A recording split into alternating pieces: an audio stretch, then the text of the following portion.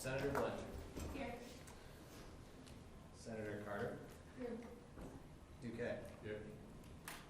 Dwyer. Here. Heckman. Here. Ferrari. Here. Friedman. Here. Fountain. Here. Gibbons. Here. Goodwin. Here. Hill. Here. Hurley. Here. Jawado. Kosis. Here. La Scala. Here. Levy. Here. Lamascalo. Here. Marble. Here. Martin. Here.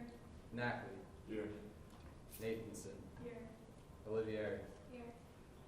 Sexton. Uclea. Here. Zimorski. Here. Zaney. Alright, moving on to reading correction and approval of last week's minutes. Any comments on that? Alright, seeing none, moving on to guest speaker, we have Professor and Associate Director for Sustainability, Susan Powers. You have the floor. All right, thank you, and I'm sorry for you guys, but No problem. here, you can probably just listen, but, thank you, as I always appreciate my annual opportunity to talk to this group, in the fall, to let you know what's going on about sustainability on campus. It is an important thing that we're all working on, and as, President Collins said, it's something that everybody, so all faculty, staff, and students need to think about sustainability on campus. So I have 5 slides. I'm going to give you an update about what we're doing, tell you 3 of our priorities for the fall and this coming year, and maybe bring up some discussion about the challenges associated with those. So the first thing, we've made a huge amount of progress. We've been working at this seriously for about 6 years. Some recent things that are important. President Collins has made a big commitment to this through his signatures on 2 different climate commitments. One's associated with reducing our greenhouse gas emissions, and the other is to try to think about how do we become resilient. And that means in the face of climate change, what do we have to do differently in order to make sure that we continue to exist, both campus and within the region. So that's big. We were recognized, first time ever, we made the Sierra Club's list of cool schools this year, number 43. So that's out of the whole country. So they had about 250 schools, so we were number 43 on Sierra Club's cool schools list. So that was a first. And partly that is because on every 3 years we track and many metrics about how we're doing for sustainability. And in the last February we got gold. So gold, it's like LEED. You know, this building is a LEED silver building. The TAC that I'm in is a LEED gold building. STARS is sort of like that. So we've gone from STARS silver to STARS gold. So that to me was a really big event, and that was President Collins' mandate to me 3 years ago, or now 4 years ago, when we got silver. He said, next time gold. And so if any of you have worked with him with goals, he gives you that sort of high-level directive, and then you have to figure out how to do it. One of the things that I think is most important there is so these are the percent. So imagine these are your exam scores. Our best score was academics, which is education and research. And that's because we have a lot of majors, minors, classes that include some aspect of sustainability in many departments. It's not just ISE classes or environmental engineering classes, it's across campus. You have the opportunity to see sustainability in some class and also in our research. So that's was a really important part of those high scores, was what's in the academic side of things. Operations is a little more difficult. You know, you need a lot of heat and things of that sort, but we also waste some. So we're making a lot of progress.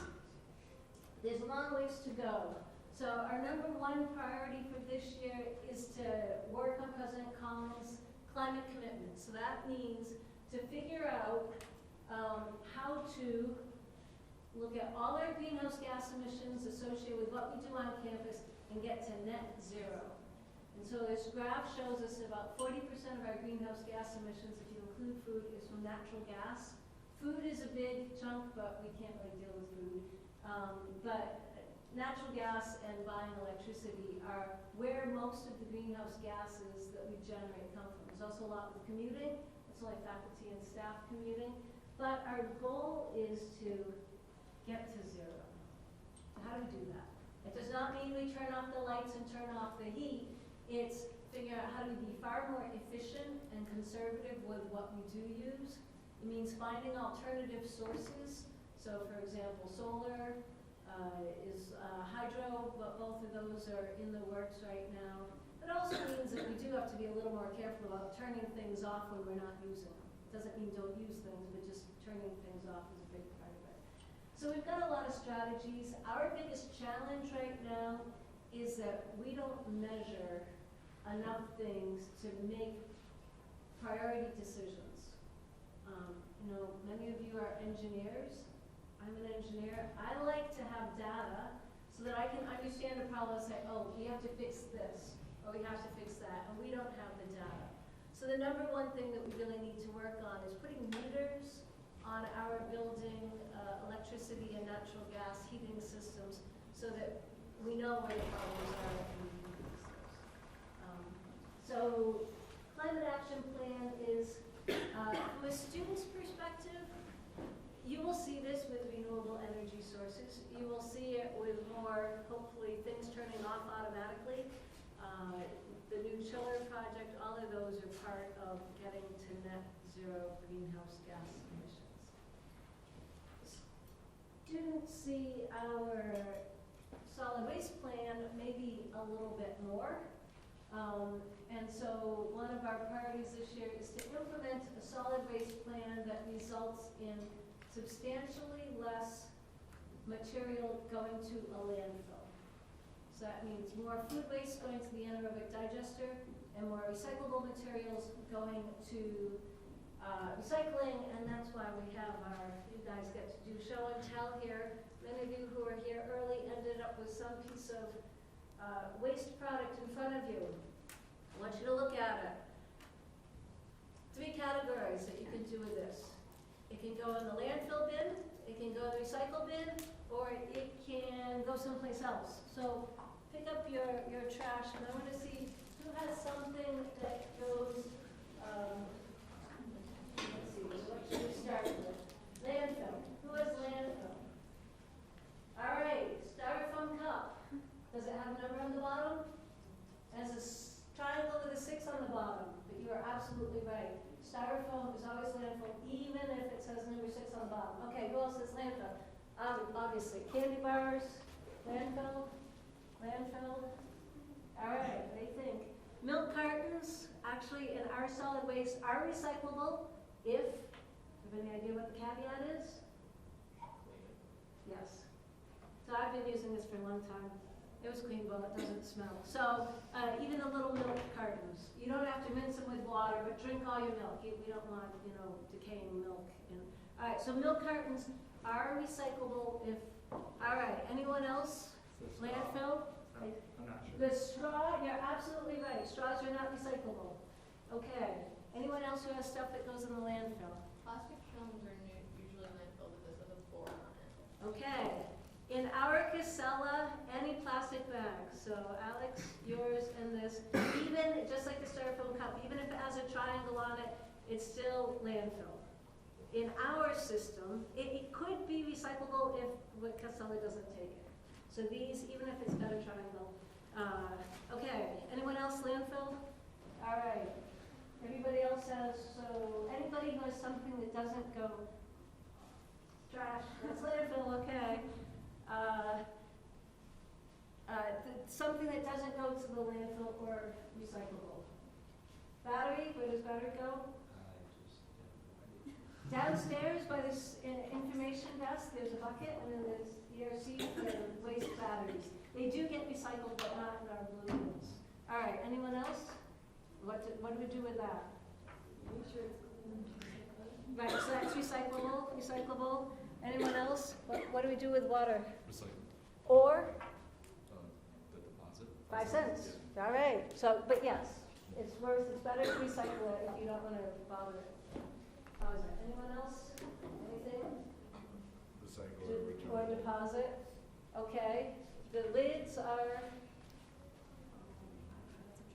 it has a triangle on it, so anything that's hard plastic with 1 through 7 in a triangle, except for styrofoam, but no foaming plastic. Okay, pretty good, let's see. I think that we got it all. So one of the challenges that we always have is that it's hard to know exactly what's recyclable. So the box, you said it's recyclable if there's minimal food residue. So that means if it's coated with ketchup, throw it out. If you had a burger and fries with the ketchup went in one of these little things, then this maybe you have to throw out if it's full of ketchup, but it's minimal food residue. So, you know, scrape your yogurt cup clean, then it's recyclable. So anything that's recyclable is only recyclable if it has minimal food residue. But you don't have to clean it. You don't have to go with water. I mean, you don't have to rinse it. All right, are there any questions about what's recyclable? What's not recyclable? So that's the biggest challenge, is to finding the audiences to actually do that. So let's see if you can do your work again. All right, so that's a challenge. But we're doing all sorts of things, the Take It or Leave It program in the spring to try to recover stuff that, like your clothes you don't want to take home, mini fridges, things like that. That's made a big difference. Collecting food waste in apartments, that's making a big difference. So there's still a long ways to go, but communication and sharing with other students what is truly recyclable or not is a big challenge. So the solid waste plan hopefully will work on that. And then our final sort of priority for always is to involve students in sustainability initiatives. A big way that we do this is our sustainability fund. So we have a lot of people working on proposals right now to get some piece of $25,000 to a sustainability fund. Some have resulted in Cusa projects or Cusa clubs, like the Garden Club. That is the sustainability fund funded the building of the garden, and now the students associated with that are a Cusa club. And those are the things that we like to see. But students doing also, CUOC has been very active, helping to work in our woods and making sure that those are good. I can't see this picture very well, but we've got students doing, presenting their education and research opportunities in sustainability. So the more we can get different people involved in our different activities, that's great. One of the priorities right now is an eco-reps club. If you're an RA or on the Resident Housing Agency Association, whatever RHA is, they're trying to get an eco-reps program to help to communicate with students about what sustainability is and what we have going on.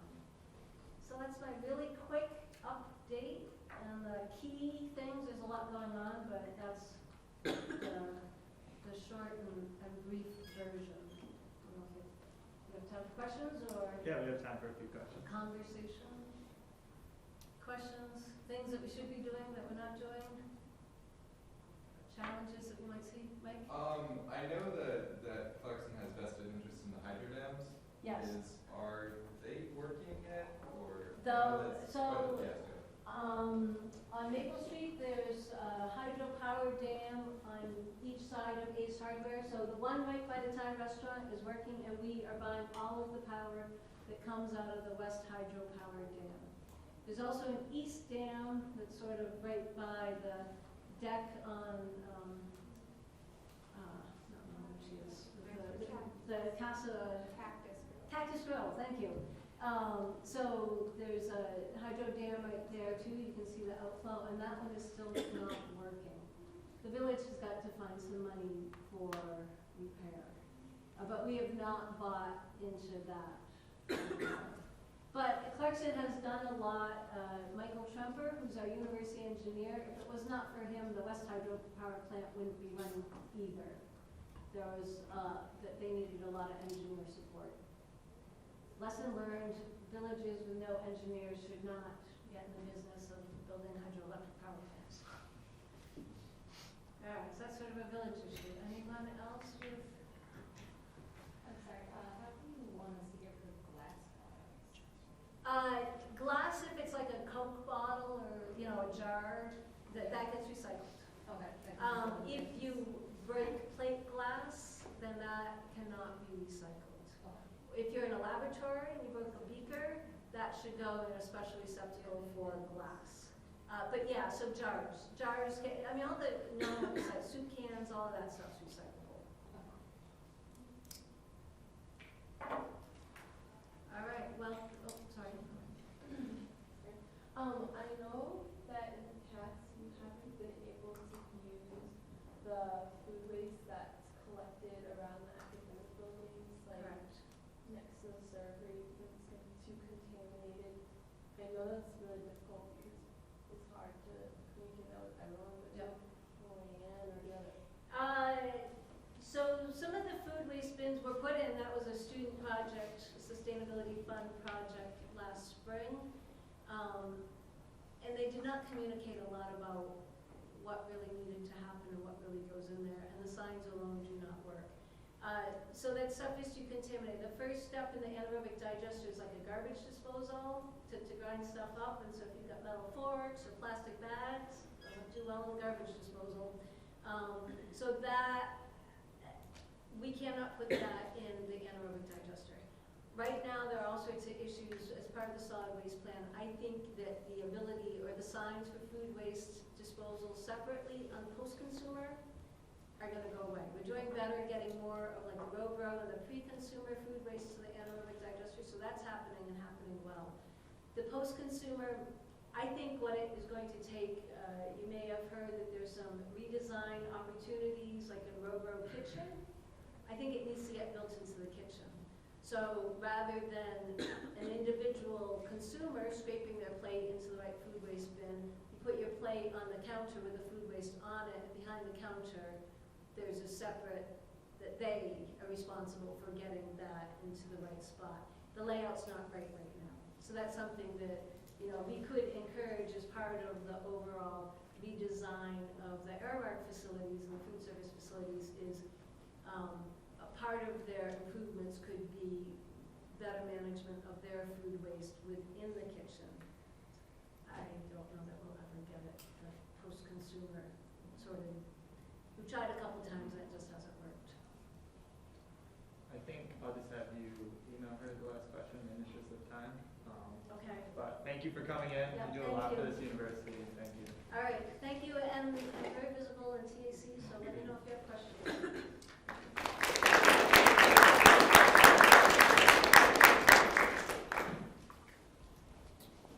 Moving on to visitors' comments. Seeing none, moving on to general comments. Any general comments? Seeing none, moving on to officer reports, starting with myself. So I met with the environmental cultural awareness group this week, and we're going to be launching in the upcoming weeks an awareness campaign across campus, as our survey kind of showed that we believe it's an awareness issue on campus with being inclusive. So how we kind of vision this, it's still kind of free-flowing, is a video with minority students and majority students kind of going across student leaders across campus with a short message from each person in the video. That's kind of all we have right now. But if anyone wants to be involved in that or has any input for that, feel free to send me an email. So that'll be in the upcoming weeks, and we'll be looking for senators to be involved in that video. So. Also, I met with President Collins this week, and for a portion of this meeting, I wanted to kind of figure out where our funds are going for CHEEL. For those of you who don't know, we are giving $750,000 over the next 10 years for CHEEL renovations, and I wanted to make sure that money's going to student spaces. So what President Collins told me is that about half of the CHEEL renovations are going to student spaces, like study spaces, dining facilities, and rock climbing wall, right? The other half is going towards the hockey team and Aramark offices. The money that we are giving is going to be about a third of the total cost of CHEEL. So by that math, all of our money is going towards student spaces, plus some more. So that was good to hear for that. That was just kind of a clarification. Also, we got an email this week about the radio station. I guess it's technically the radio station, but it's a pit recording studio. was flooded over the last week. So we're kind of dealing with that right now, if anyone wants to be involved in that. The pit recording studio, technically is kind of off the grid. No one knows they're there in administration's eyes. Technically it's not a Cusa space, so it's kind of a gray area for us that we're dealing with right now. If anyone wants input on that, feel free to, we can talk about it. Yeah, you have a question? Thought that space had been given to the actual RAs of the pit. Last time I heard about it, 'cause I tried using the space actually. I had to talk to the radio, no, we gave that to the RAs. So I don't know if it's the radio space anymore. Well, I can't speak for the RAs, maybe you can.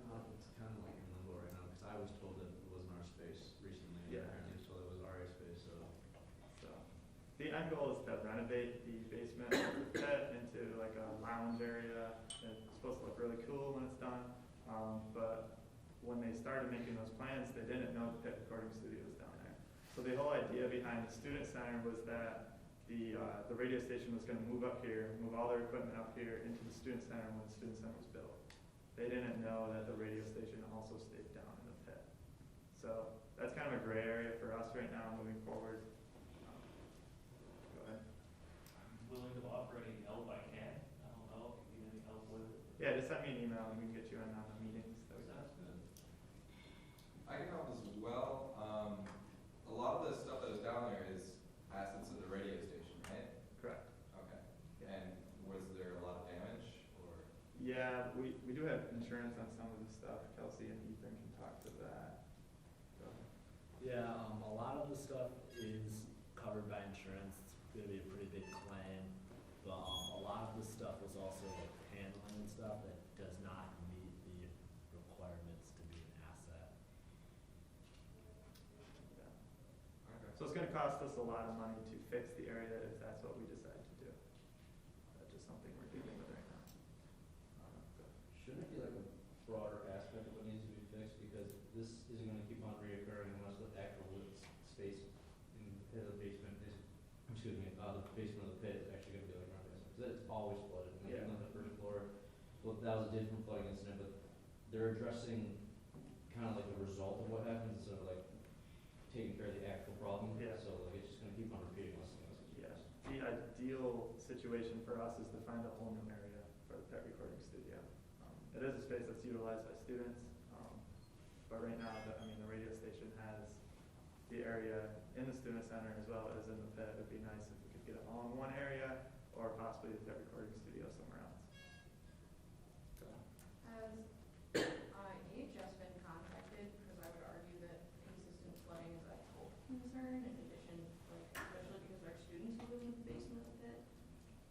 And I know that they're pretty good about if you make things a health concern, they can get things to move quickly. Jerry Bova. Jerry Bobo. So that's like the thing too, is no one was given keys to this area, so the students aren't technically supposed to be down there. So we play the health card, they play the you're not supposed to be down there card, and then everybody loses. It's kind of a double-edged sword, that fighting. Go ahead. Mold affects everything regardless if you have a door lock, so I Yeah. don't think they can really pull that. Yeah, okay. Well, that's what we're dealing with right now, so we'll keep you posted. The last thing is shout out to Activities Committee. You guys did a great job at Sausage Fest, and the presidential switch was awesome. I'm sure Connor is not here to talk about that, but you guys had 170 people fill out a survey, which was awesome. So thanks, Activities Committee. That's all I have. Any questions?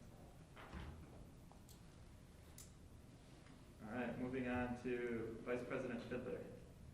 All right, so I just had a quick update on the conduct board. So we're in the final stages of putting together a student panel. And I think within the next week or two, we'll be having a joint meeting with the student panel and the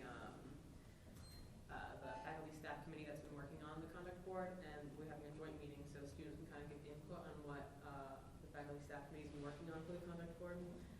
And if anyone wanted to be on the student panel, or if they just want to offer some thoughts, you can contact myself or Senator Kay or Kelsey. That's all I had. Any questions for her?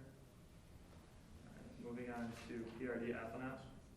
Alright, so just to give you a little update on what I talked about last week with the Snapchat takeover, we actually finalized that Krista is going to be taking over hopefully next week, and that's gonna be awesome, we hope. So if you guys have ideas for what we should do for that, please throw them at us, specifically at Krista. We were thinking a Senate meeting and maybe some events in the student center, but aside from that, doors wide open. Make sure you send in committee reports to me this week, since the next edition of the newsletter will be coming out next week. So I need to hear from all committee chairs on that by Friday. Senator of the Month nominations also need to come in for the month of October. So the link will go out with the minutes again, should anyway. And make sure you have those done by Friday or Saturday, because we will be, I think, announcing it on Monday, and then that will be going forward to whatever it becomes, which at this point is looking like Senator of the Month will be publicized officially by Clarkson's Media Group. I think we already worked on having that happen to the last nominee and hopefully everyone in the future. So this is kind of becoming more and more important. If you have anybody that you're thinking of, just throw their name on it, doesn't hurt. And just to do Krista's little spiel again, send her committee minutes and attendance at all events. Any questions for him? Moving on to Treasurer Pike. Okay, so I know I got a little sidetracked with the audit that we went through, but today I have all of the inventories grouped out for the new senators to take. If you are a freshman or sophomore senator, please stay after the meeting. I will hand these out. And this Thursday, I have a inventory check with WCKN. You guys can come on it. We'll go through how to do it, the basics. Also, currently we are looking into how to pay clubs. This is a very complex issue, as you probably understand. There are some clubs on campus that are paid, and there are other clubs that do similar work that aren't. So right now, we're looking at using any resources we can to find a better way to address this issue. We are looking at bringing in an MBA intern to look into this, as well as getting any input from you guys that we can. So if you have any input for me, please bring it our way. Questions? Is CIA considered a club or a student worker position? CIA is not under the jurisdiction of Cusa. Okay, Yeah, it's a student worker position. okay, thank you. What time is the inventory check on Thursday? It is at 5 p.m. Go ahead. How many MBAs do you need? Okay. Do you want to be our MBA? Depends what the work is. Yeah, so we're still trying to finalize that, but we are told that we could get an MBA student internship, the internship qualification that they need. So it's kind of a cool opportunity if you're interested. Or if anyone knows any other MBA students who are interested, let us know. Any other questions?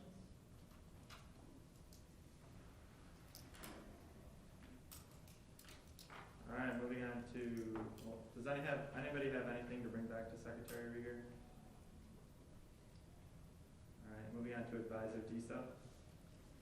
I just want to remind everyone that I've heard a lot of discussion over the last couple of meetings that, to me, feel like they're coming from very personal thoughts and opinions.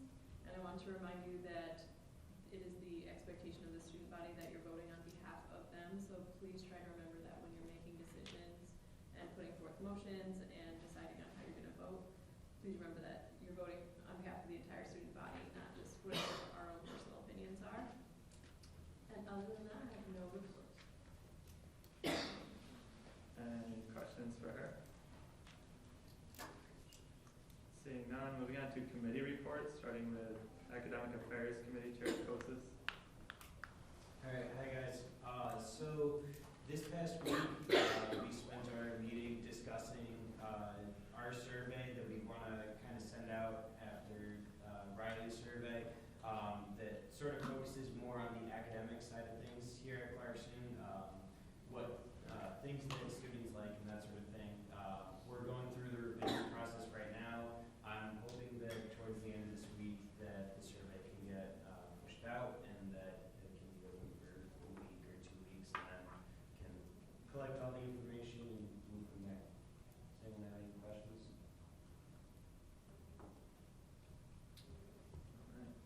none, moving on to activities. Chair, does anybody have?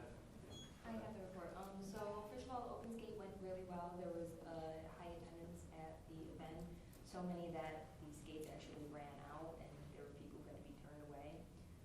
Sausage Fest Friday, there was a little bit of a situation where we got a lot more pumpkins than we had ordered, so there was an excess of those, and those are being given away down in the Student Center on the first floor, I believe. A few events in the future that we were discussing and we're going to discuss further in our meeting tomorrow is Patrick and Connor are looking at planning a hockey trip, like a hockey game trip up to Canada in the near future, and Emily and I are looking into planning a turkey trot 5K kind of fundraiser for food pantry. And Brian is doing another open skate, is running the next one, which should be, I believe, November 30th, and we're going to do it on the sweater theme. And that's it. Any questions? Seeing none, moving on to elections and policy. Chair Sexton, does anybody have a report for her? Anybody have anything to bring back to her? Moving on to student life, co-chairs Nathanson and Duque. Brian Grant approved our survey on transportation, so that will be sent out either later this week or early next week, and that will be out for about 2 weeks, and hopefully we get a good response, and then we can work on that from what the results say.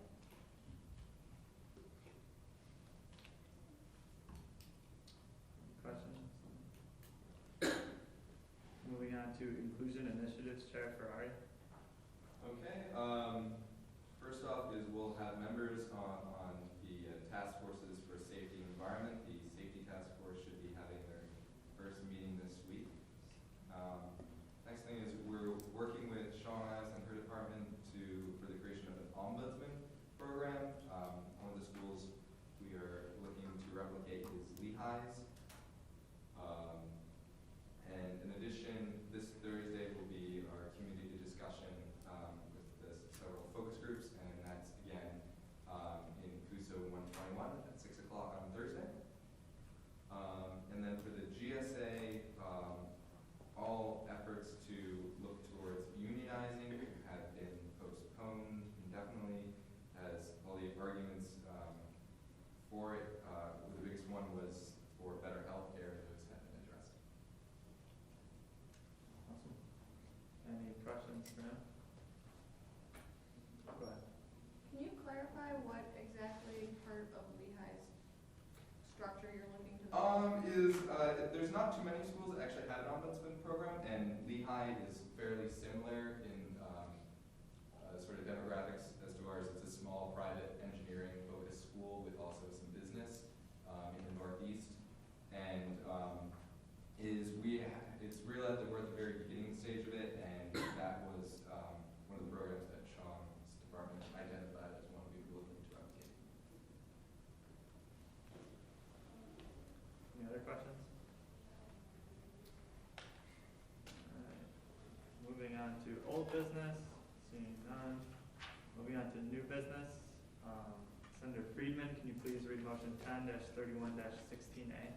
I move the Cusa Senate approve the recommendation of the Finance Committee to grant $1,000 out of flood contingency to Muslim Student Association for an event. All right, you guys have the floor. You guys have the floor so you can pitch on why you need the $1,000, and we can answer. We'll probably have some questions for you. Okay, so we're gonna organize the event that is called Eid on November 9th. So we invite all of you in this event. Any questions for them? Could you tell us a little bit about what's going to happen at the event and or just a little bit of background on the event? I don't hear. You want to know a little bit about the event, a little background? It is the biggest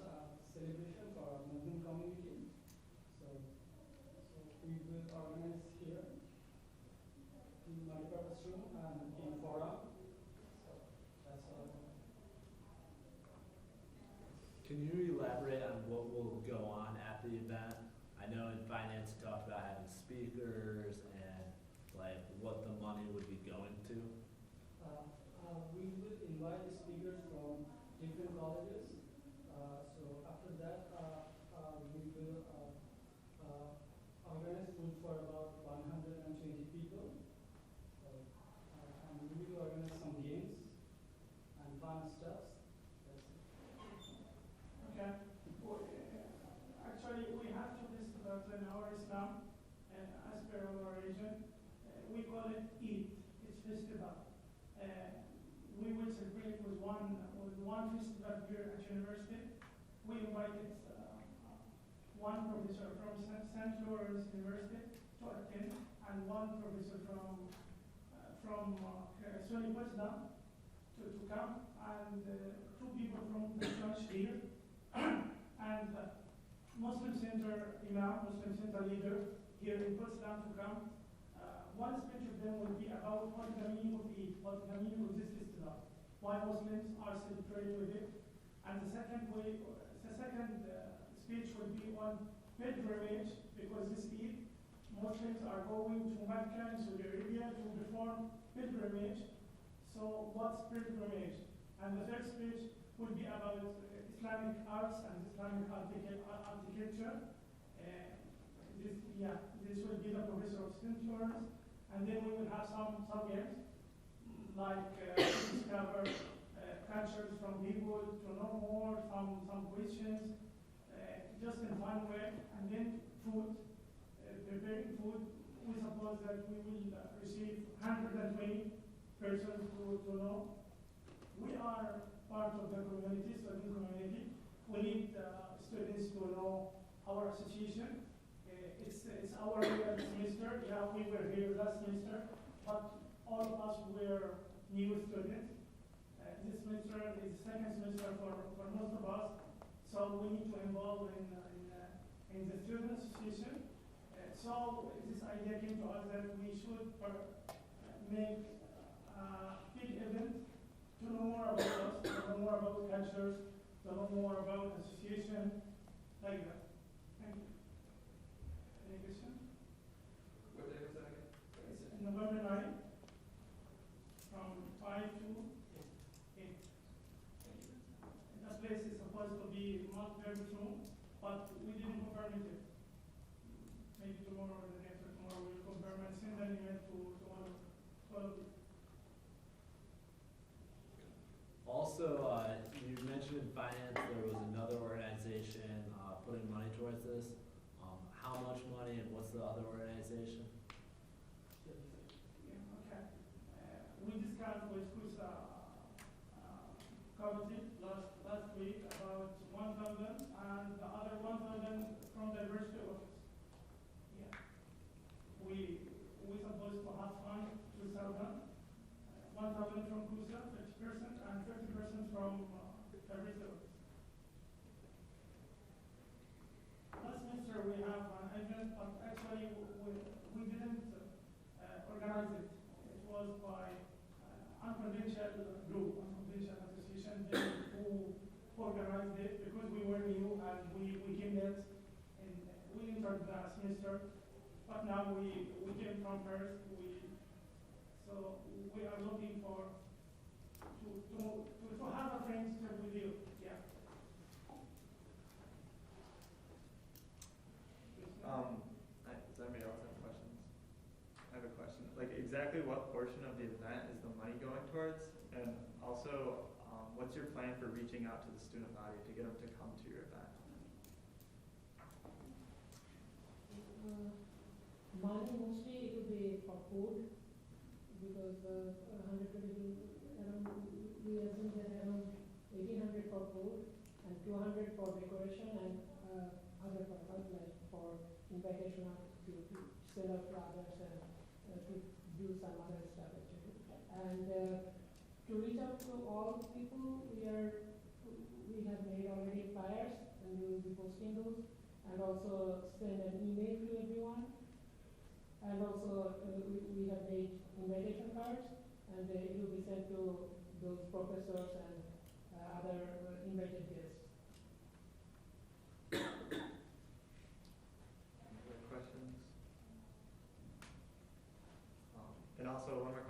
just to clarify, you don't have a space reserved yet? So far, Drew confirmed that we have reservation for 4 hours, but we are trying to get reservation from Malika restaurant. Okay, so you do have the form for this time? Yes, so far, 4 hours. Okay. Any other questions? All right, I'm gonna have you guys step out while we discuss